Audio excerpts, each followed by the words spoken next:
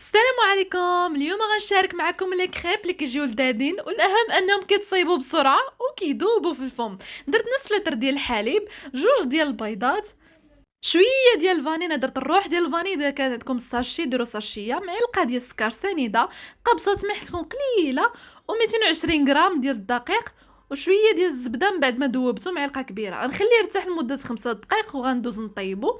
انا فضلت انني نصيبهم هكا صغارين كيجيو حلوين. درت الشوكولا هنا من بعد ما ذوبته، ضفت عليها الداري ديال الشكلاط كيف كيوليو عندي على هذا الشكل. هنا لي كريب ديالي من بعد ما طابوا ليا دهنتهم هكا من اللور ديالهم على هذا الشكل وطويتهم بحال هكا. بامكانكم تزينوها كيف ما بغيتو. صيبوها النهار ديال العيد، راه كتجي لذيذه الفطور. عيدكم مبارك وبالصحه والراحه.